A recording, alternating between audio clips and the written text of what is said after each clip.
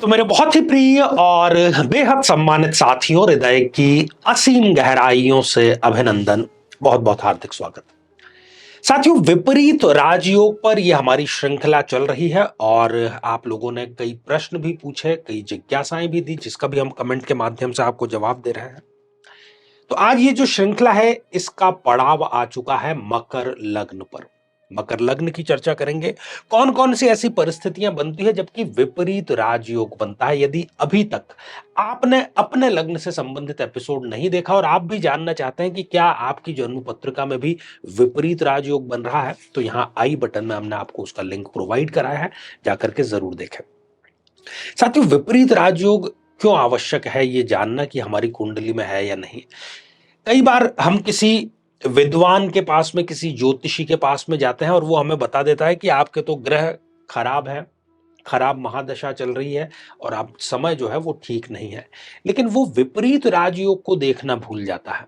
ऐसा होता है ना कई बार कि कोई व्यक्ति मृत्यु शैया पर है, लेकिन फिर वो पुनर्जीवित हो जाता है। पुनर्जीवित तो उसको नहीं कहेंगे, लेकिन वापस वो उठ खड़ा होता है। डॉक्टर भी उस पर अचरज करते हैं कि आखिर पता नहीं कैसे ये खड़ा हो गया है। वैसे ही जन्म पत्रिका में कई बार बुरी महादशा कब अच्छी हो जाती है, बुरे ग्रह कब अच्छे हो जाते हैं, यही विपरीत राजयोग है। विपरीत गलत है, बुरा है, प्रतिकूल है, नेगेटिव है, लेकिन फिर भी वो अच्छे दिन लेकर के आ जाता है, यही हम जानते हैं।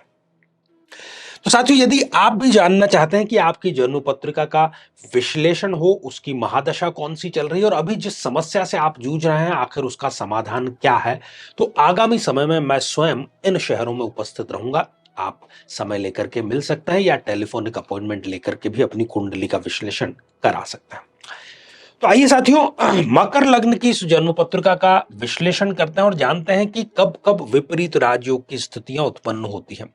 10 नंबर से जन्म पत्रिका प्रारंभ हो रही है। सबसे पहले हम बात करेंगे बुध की। साथियों, दो शर्तें एक साथ में पूरी होना विपरीत राजयोग में जरूरी होता है। एक तो छठे, आठवें या 12वें जो कि त्रिक भाव है, गलत स्थान है, उन त्रिक भावों का स्वामी यदि त्रिक भावों में से ही कहीं पर हो और साथ ही कुंडली में लग्नेश मजबूत हो, बली हो, अच्छे स्थान पर प्लेस्ड हो।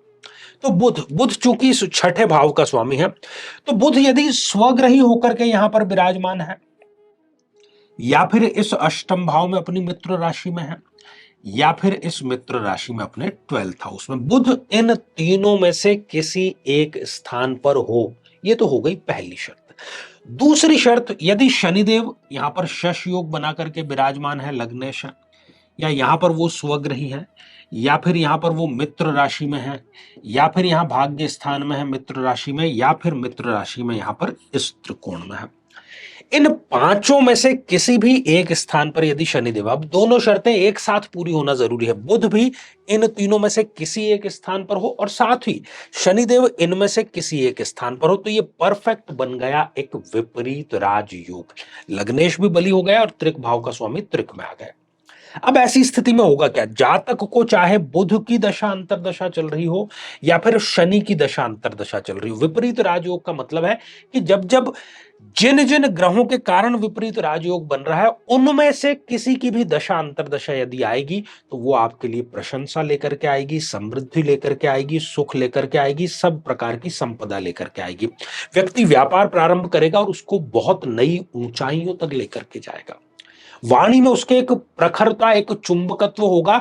वाणी और बुद्धि के बल पर वो कितना ही बड़ा युद्ध भी जीत सकता है। स्वयं के लिए ही नहीं, अपनी वाणी और बुद्धि को वो दूसरों की सहायता के लिए भी प्रयोग करता है।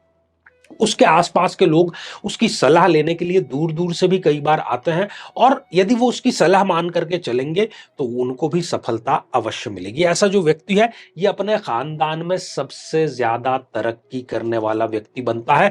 दीर्घ आयु इसको प्राप्त होती है, आरोग्य इसको प्राप्त जरूर होता है।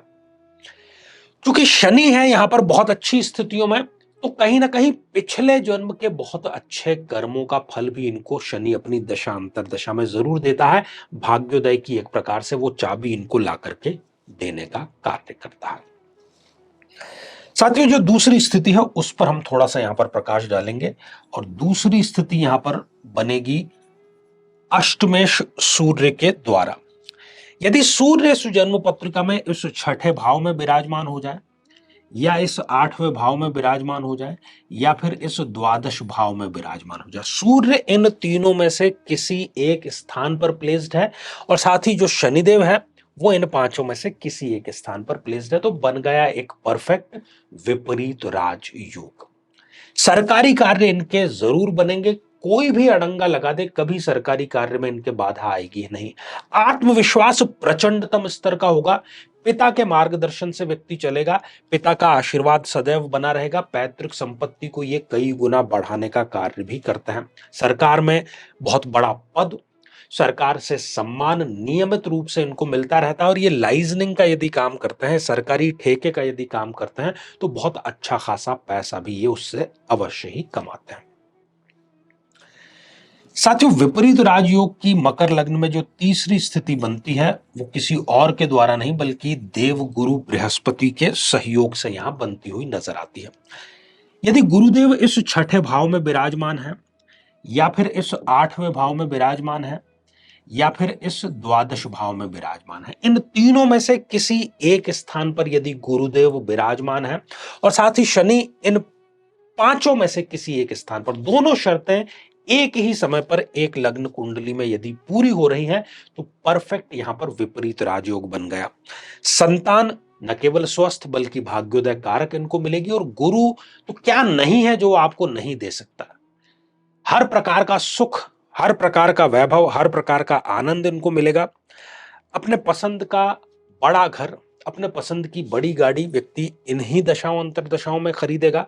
सम्मान आए दिन उसको मिलता रहेगा, और विवाह भी उसका भाग्योदय कारक अवश्य रहता है यदि उसने ठीक से कुंडली मिलान करके विवाह संपन्न किया है। तो ग्रहों का मिलान किया है, भावों का किया है, आने वाली दशाओं अंतरदशाओं का किया है, तो कोई कारण नहीं कि किसी प्रकार का बुरा दिन इन महादशाओं में उसको देखना पड़े।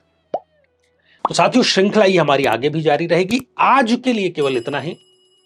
आप सभी स्वस्थ, समृद्ध और शांतिपूर्वक जीवन व्यतीत करें। नमस्कार।